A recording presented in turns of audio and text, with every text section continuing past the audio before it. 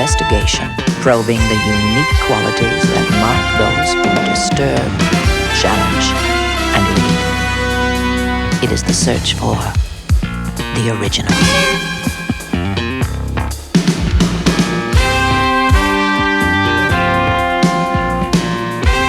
These specially commissioned television portraits are presented by Moses Znaimer. I was still in high school when I first became aware of Leonard Cohen. It was the late 50s, and in those days, the few artists around had good reason to complain about Canadian Philistinism.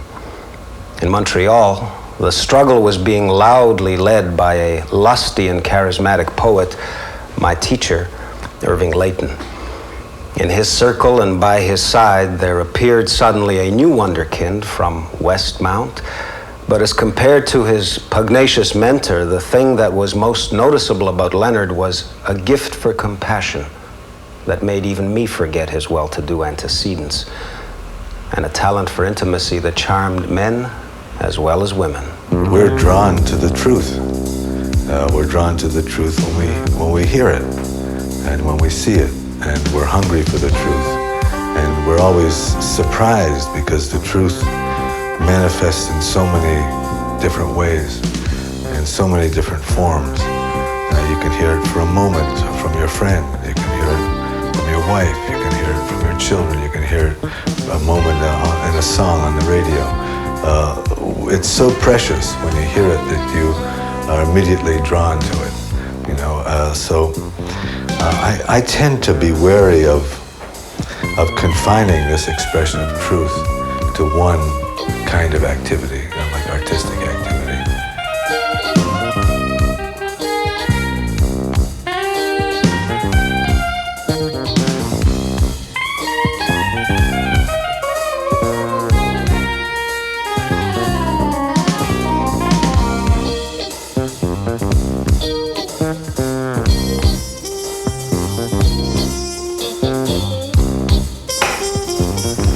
A little more than 20 years ago, Leonard Cohen was living on the Greek island of Hydra, contemplating his options.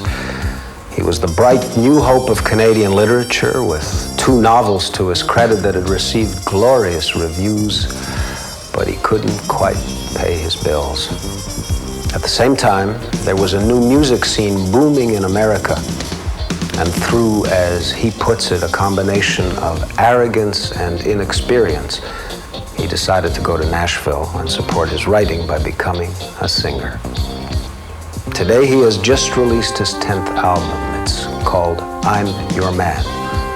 His songs have been recorded by such diverse artists as Neil Diamond and Joe Cocker, Judy Collins and Jennifer Warnes, while his poems and novels are studied at the PhD level and have been translated into many languages.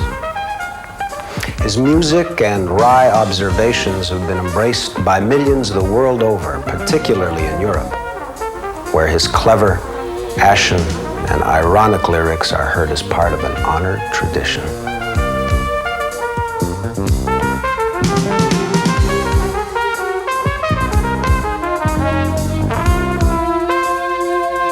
I've been told that I'm in the old troubadour, trouvère tradition, and all those things are interesting when you have the time to look at them, or if you have a moment to lean on a tradition. I've never felt that kind of luxury. I feel I'm on the front line of my own life, and I don't really have time to develop a description of what I'm doing or where I fit in. And I think there are people that are much more skillful than I am in establishing the place anybody might have in a tradition or what tradition they find themselves in. I never really made much sense out of anything that people said about me or what tradition I was in. I recognize that I go around from place to place with a guitar, and there have been guys doing this for a long, long time. But exactly how you fit into that, I don't know, because you got to get up there and do it, and it seems to be that these descriptions don't make it any easier. So when you're up against it, you're only interested in things that make it easier. You're not interested in things that complicate the activity. So I tend to resist these kind of descriptions. Although there's a time when I like to read. I like to read criticism of myself. It's all because I it's one of the few things I know anything about. So I can read a critic, and it's often interesting.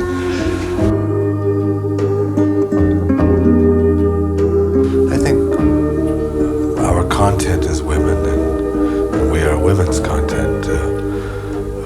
I know that my mind, my emotions are involved with a woman, and sometimes when I'm feeling strong, which is rare, I can get beyond that concern.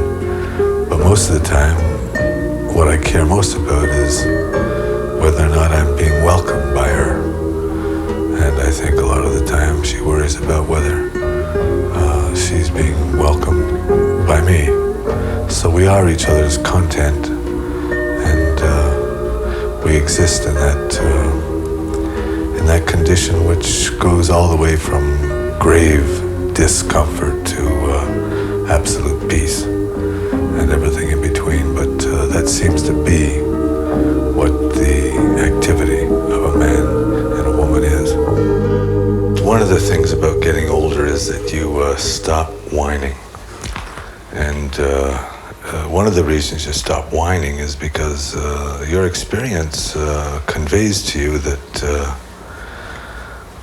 your trouble is tiny compared to lots of trouble around.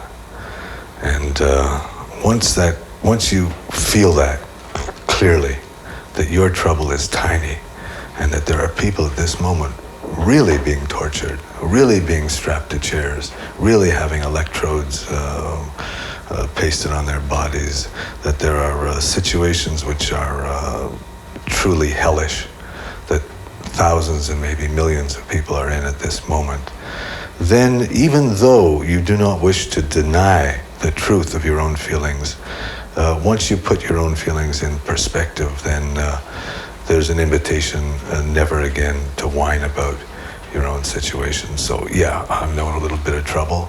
I've experienced the breakup of a family. I've experienced a few things here and there, but that's nothing to what's really going down in this world.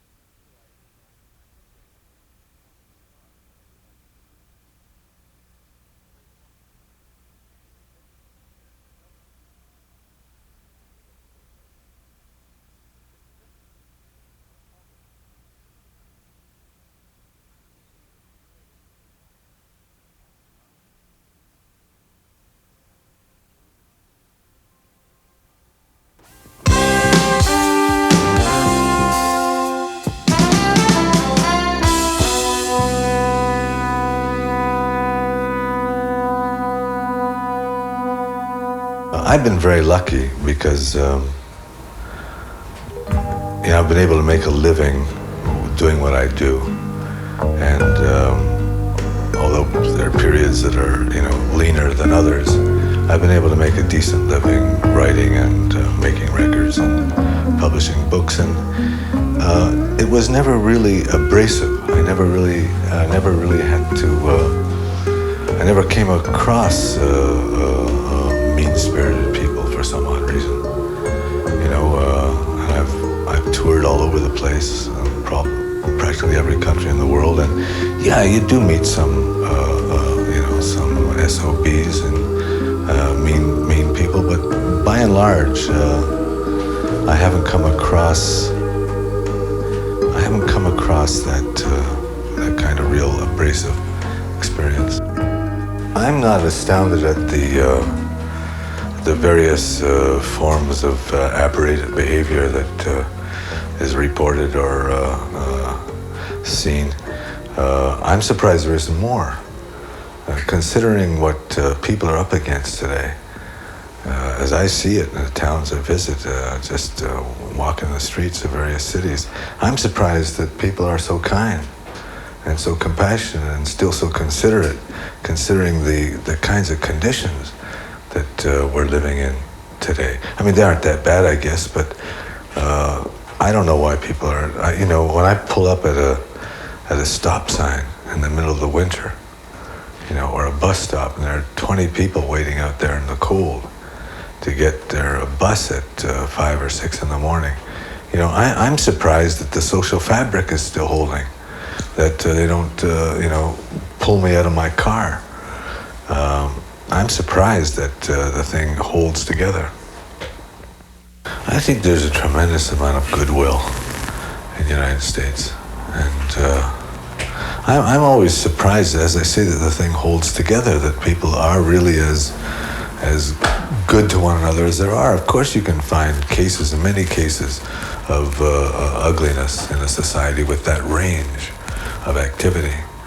But I think it is, in a certain way, still man's best hope in terms of the organization of society. And somehow their constitution, as clumsy as it is and as awkward as their electoral system seems, and they're always criticizing it themselves, somehow it has released tremendous energy and activity in society, their form of government.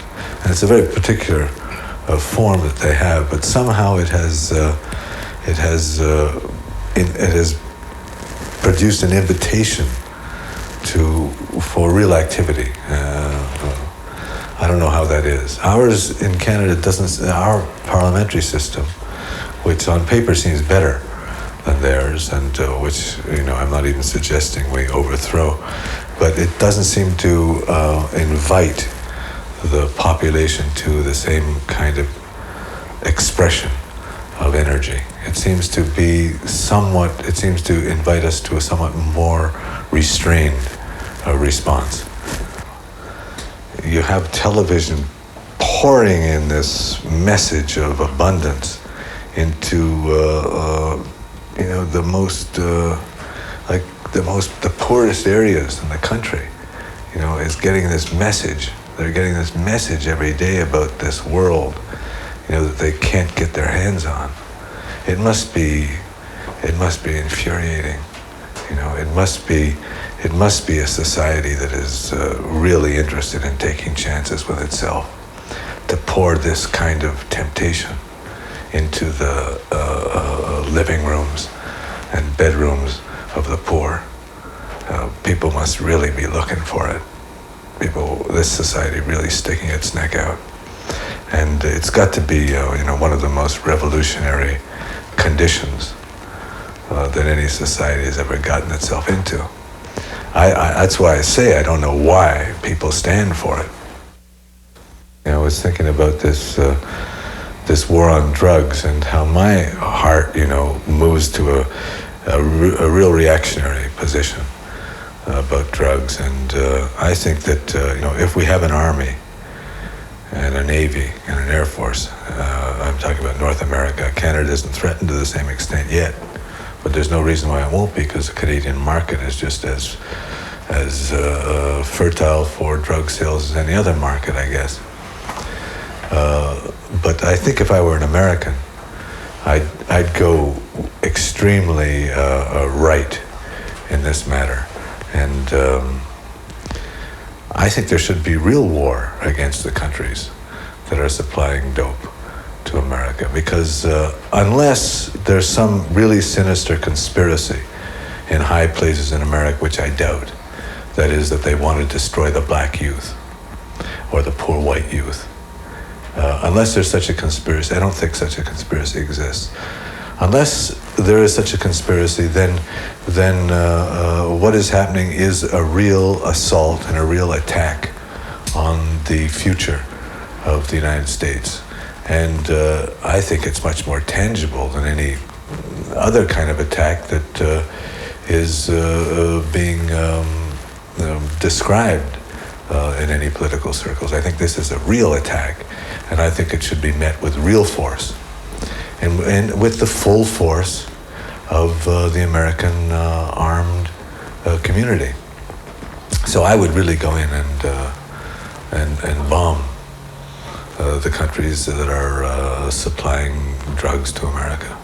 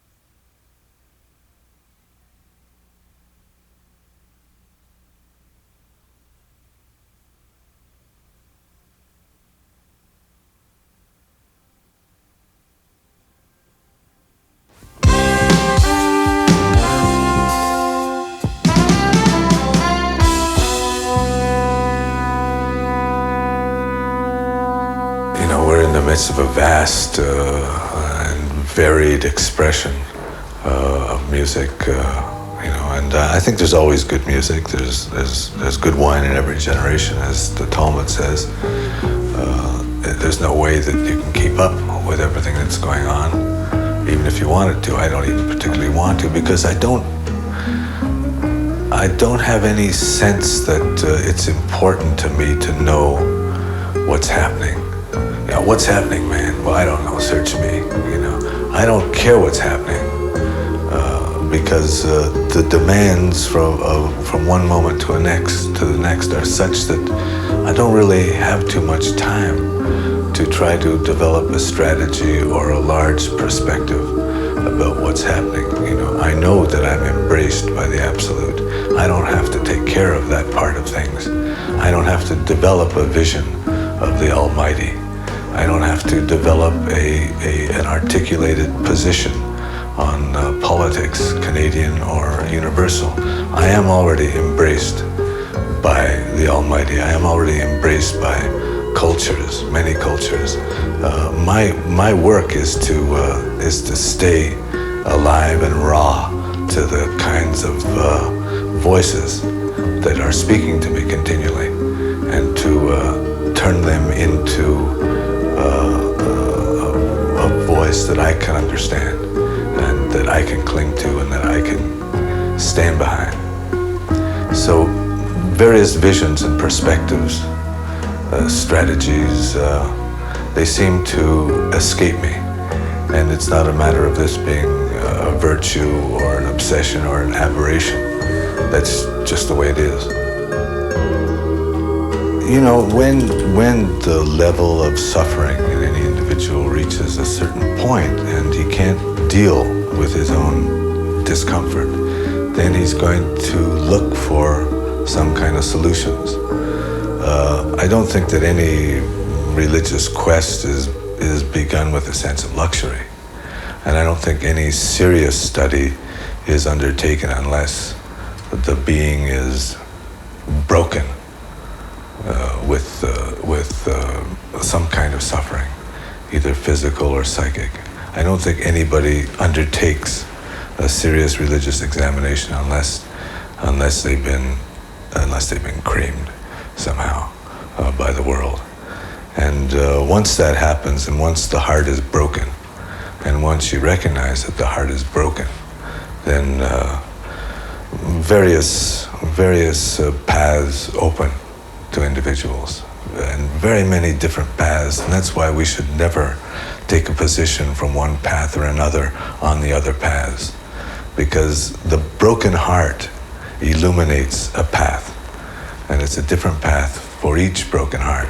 And I understand when you say the word broken heart, lots of people, just turn off. But the truth is that is the beginning of wisdom, is to understand that you are deeply uncomfortable here. And that discomfort illuminates its own solution. And it's often years before you take that solution. So you poke around at the different solutions that are available.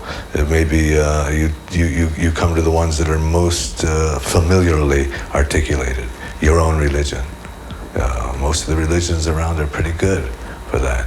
It may be a political solution. It may be an ascetic solution. It may be a hedonistic solution.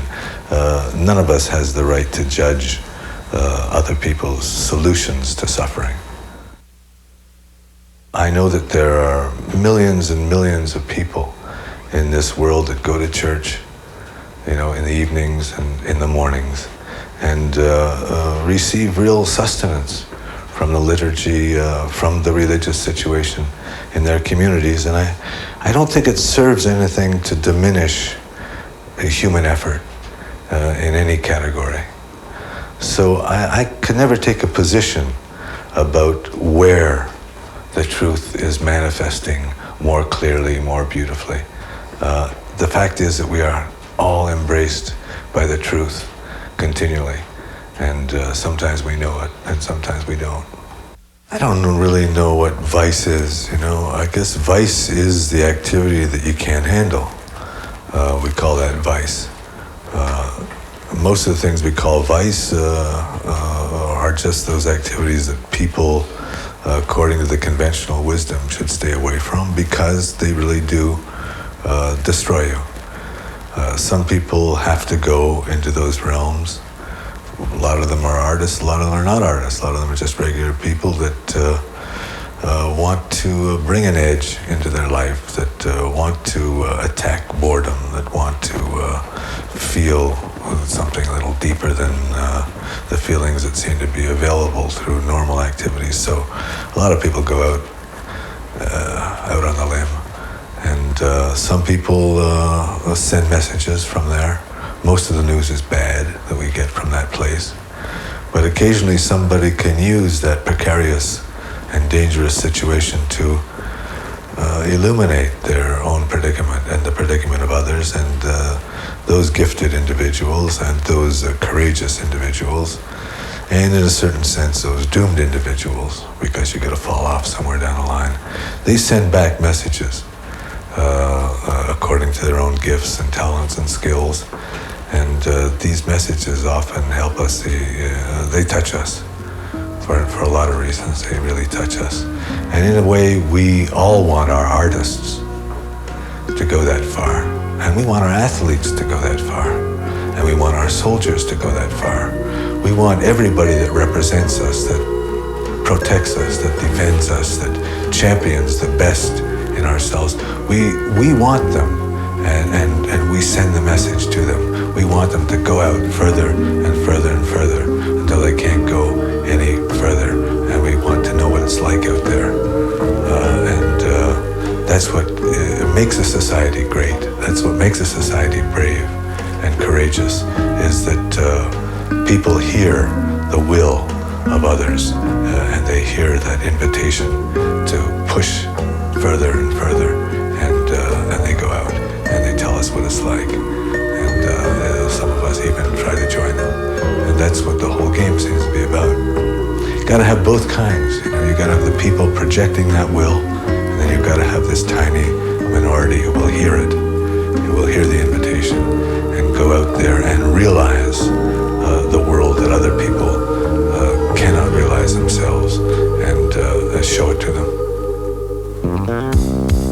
For a man who early in his career aspired only to be a minor poet, Leonard Cohen has a body of work in poetry and novels, in singing and songwriting that will, in my opinion, stand up to serious scrutiny in the passage of time. His career should reassure us. It gives the lie to the notion that making it can have nothing to do with seriousness, truth. To Leonard Cohen, truth and inspiration come from the broken heart, other people's as well as our own. And that's what's made him an enduring